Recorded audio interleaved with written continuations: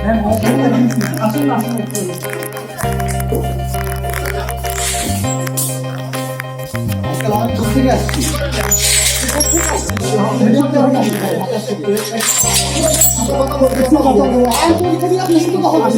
আপনার আসতে লেট হওয়ার কারণটা বলবেন? ভাই রাস্তায় প্রচুর জ্যাম ছিল, প্রচুর মানে ভয়াবহ।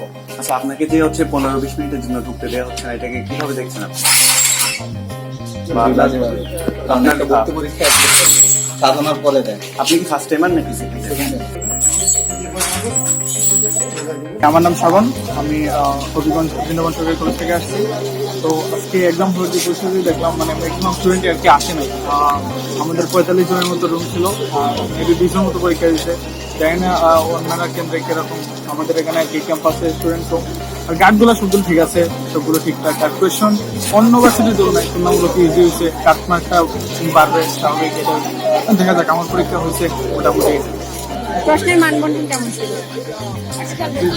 হল এরিয়া কেমন ছিল? টিচারও মাইক ছিল। আচ্ছা, আপনি ওনার বাবা, উনি যখন কেন্দ্রে ঢুকছিল পরীক্ষা দেওয়ার জন্য, আপনার অনুভূতি, আপনার কি কেমন টেনশন ফিল হয়েছিল? কিন্তু স্টুডেন্টের কিন্তু একটা অভিভাবকের কত টাকা চলে যাচ্ছে, কত লক্ষ লক্ষ টাকা চলে যাচ্ছে, কত লক্ষ লক্ষ টাকা চলে যাচ্ছে। কিন্তু কেন সরকারি কি দেখছি? দেশ হয়ে কি আমার সরকার থাকে, সরকার থাকে না, দেশ হয়ে গার্ডের পরিস্থিতি অনেক ভালো ছিল, স্যার ম্যাম অনেক ফ্রেন্ডলি ছিল, সব কিছু ঠিক দিচ্ছে আমাদের করা বলছে। আর প্রশ্নের মধ্যে ম্যাথটা একটু হার্ড ছিল, তাছাড়া ফিজিক্স, কেমিস্ট্রি, বায়োলজি এভারেজ।